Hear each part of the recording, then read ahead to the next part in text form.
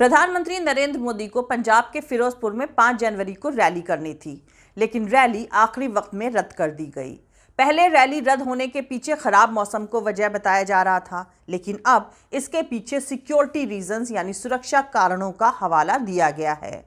और प्रधानमंत्री नरेंद्र मोदी की सिक्योरिटी में हुई चूक को लेकर होम मिनिस्ट्री ने पंजाब सरकार से जवाब मांगा है। होम मिनिस्ट्री की तरफ से जारी बयान में कहा गया है कि 5 जनवरी की सुबह पीएम मोदी भटिंडा पहुंचे। वहां से उन्हें हेलीकॉप्टर से हुसैनीवाला में नेशनल मार्टिर्स मेमोरियल यानी शहीद स्मारक जाना था। बारिश और खराब विजिबिलिटी के चलते पीएम ने करीब 20 मिनट तक मौसम साफ होने का इंतजार किया। जब मौसम में सुधार नहीं हुआ तो ये तय किया गया कि वो सड़क के रास्ते से जाएंगे। इसमें 2 घंटे से ज्यादा वक्त लगने वाला था।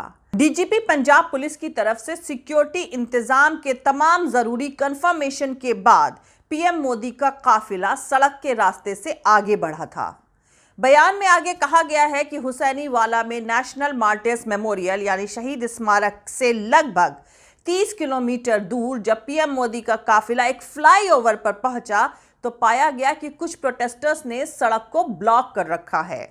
पीएम मोदी 15-20 मिनट तक फ्लाईओवर पर फंसे रहे और जाहिर सी बात है इसे पीएम मोदी की सिक्योरिटी में एक बड़ी चूक की तौर पर देखा जा सकता है। खैर, सिक्योरिटी में हुई इस चूक के बाद प्राइम मिनिस्टर नरेंद्र मोदी के काफिले को वापस भटिंडा एयरपोर्ट की तरफ मोड़ लिया गया। लेकिन इस बीच एक नए किस्म का सियासी तमाशा सामने आया और सूत्रों के हवाले से पीएम नरेंद्र मोदी का एक बयान बेहद तेजी से वायरल होने लगा। न्यूज एजेंसी ANI के मुताबिक पंजाब एयरपोर्ट ऑफिसर्स ने उसे बताया कि जब पीएम मोदी भटिंडा एयरपोर्ट पहुंच गए तो उन्होंने वहां मौजूद ऑफिसर्स से कहा कि अपने चीफ मिनिस्टर को थैंक्स कहना कि मैं भटिंडा एयरपोर्ट तक जिंदा लौट पाया। दोस्तों, प्रधानमंत्री नरेंद्र मोदी के पंजाब दौरे में हुई इस सिक्योरिटी चूक पर बीजेपी ने कांग्रेस पर इल्जाम लगाए हैं। बीजेपी ने काफी एग्रेसिव रुख अपनाते हुए इसे कांग्रेस का खूनी इरादा करार दिया है। दूसरी तरफ कांग्रेस ने कहा है कि रैली में कुर्सियां खाली थीं, इसलिए प्रधानमंत्री ने सिक्योरिटी का बहाना बनाकर वापस जाने का फैसला किया।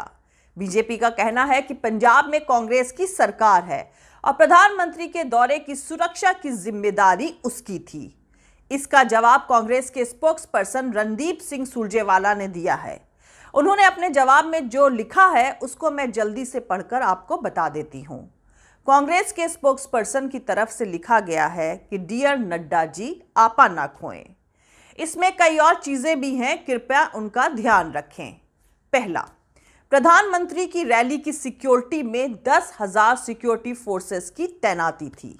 दूसरा, एसपीजी और दूसरी एजेंसियों के साथ मिलकर सभी सिक्योरिटी इंतजाम किए गए थे। तीसरा, यहां तक कि हरियाणा राजस्थान के बीजेपी कार्यकर्ताओं की सभी बसेस के लिए रूट भी बनाया गया।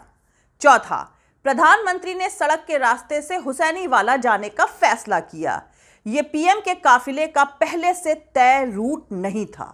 पांचवा, किसान मजदूर संघर्ष कमेटी प्राइम मिनिस्टर और उनके मिनिस्टर्स के दौरे के खिलाफ लगातार प्रोटेस्ट कर रहे हैं। आगे सुरजेवाला ने कहा है कि रैली रद्द होने की वजह खाली कुर्सियां रहीं। यकीन ना हो तो वहां का वीडियो देख लीजिए और बेतुकी बयानबाजी ना करें।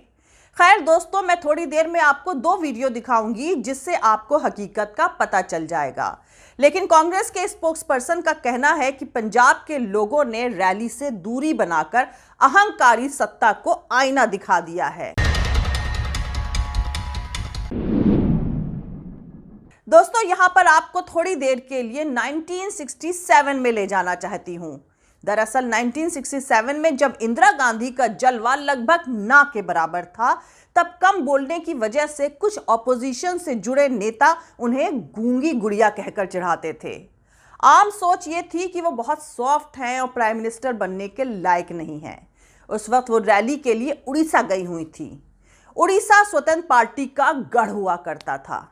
इंदिरा गांधी ने एक चुनावी सभा में जैसे ही बोलना शुरू किया, वहां मौजूद भीड़ ने पत्थरबाजी शुरू कर दी। लोकल कांग्रेसियों ने उनसे फौरन स्पीच बंद करने को कहा, लेकिन वो रुकी नहीं। इंदिरा गांधी के सिक्योरिटी ऑफिसर्स उन्हें वहां से हटाना चाहते थे, पर इंदिरा गांधी ने किसी की नहीं सुनी और बोलना जारी रखा। उन्होंने गुस्साई भीड़ का सामना किया और कहा, क्या आप इसी तरह देश को बनाएंगे? क्या आप इसी तरह के लोगों को वोट देंगे? तभी अचानक एक पत्थर आकर उनकी नाक पर लगा। नाक से खून बहने लगा। इंदिरा गांधी ने अपने हाथों से बहता हुआ खून पोंछा, रुमाल से नाक दबा ली और भाषण देती रही। इस इंसिडेंट के बाद उनके स्टाफ और सिक्योरिटी ऑफिसर्स ने उन्हें दिल्ली वापस लौट चलने की सलाह दी, लेकिन उन्होंने ये बात भी नहीं मानी और अगली रैली के लिए कोलकाता रवाना हो गईं।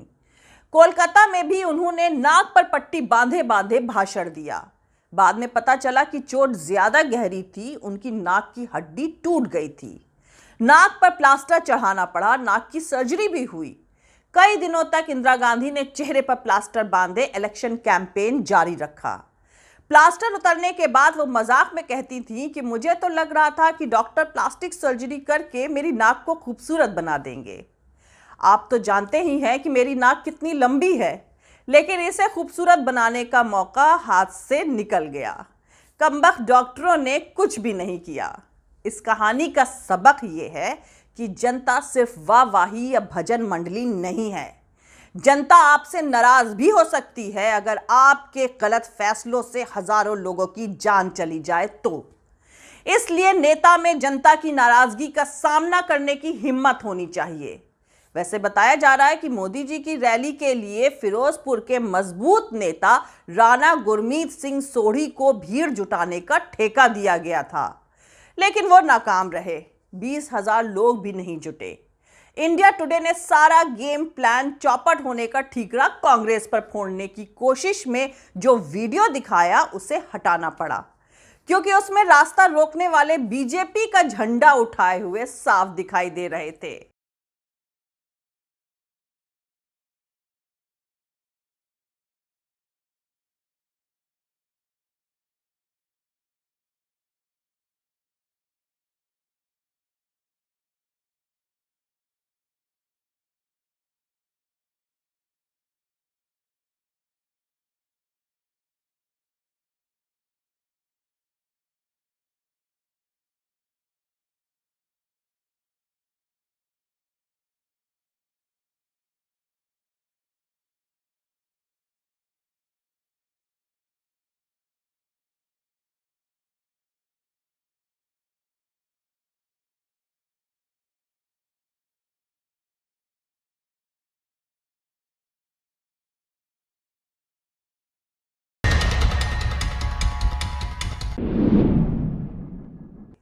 इस पूरे सियासी तमाशे में एक नाम सामने आ रहा है, भारतीय किसान यूनियन क्रांतिकारी का, जिसने कथित तौर पर रास्ता रोकने की जिम्मेदारी ली है।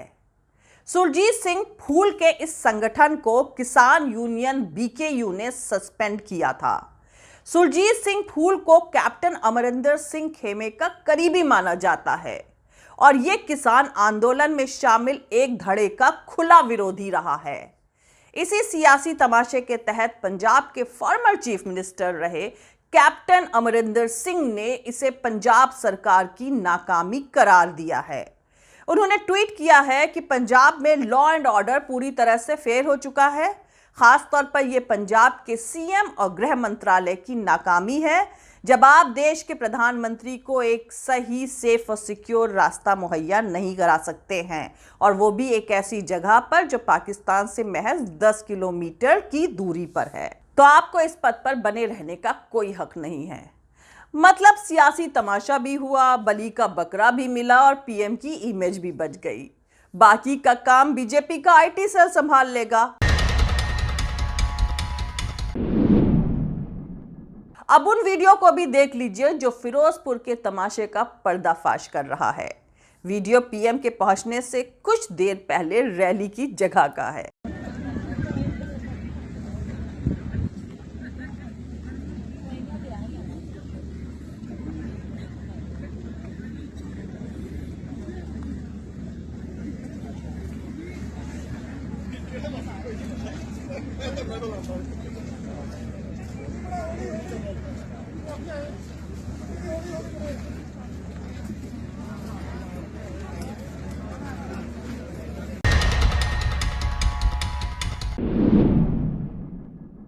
जय हिंद, सत्यमेव जयते। अल्लाह हाफिज। दोस्तों, हमारा पूरा वीडियो, दूसरे और वीडियोस देखने के लिए हमारा YouTube channel political Tamasha with doctor Arshi को सब्सक्राइब करके वहां पे लगी बेल आइकॉन को जरूर दबा दें ताकि आपको हमारे आने वाले हर वीडियो की अपडेट्स मिलती रहे। और दोस्तों, अगर आपको हमारा काम पसंद आता है, हमारे वीडियोस पसंद आते हैं तो www.patreon.com/dr अर्शी खान पर जाकर डोनेट करके आप हमारे काम को सपोर्ट कर सकते हैं। दोस्तों, अगर आपको हमारा वीडियो पसंद आता है तो लाइक और शेयर करना हरगिज नहीं भूलें। आप हमें फॉलो भी कर सकते हैं हमारे ट्विटर, इंस्टाग्राम और फेसबुक पेज पर। मेरा ट्विटर हैंडल है @arshi Aziz Khan. Thank you. मिलते हैं अगले वीडियो में।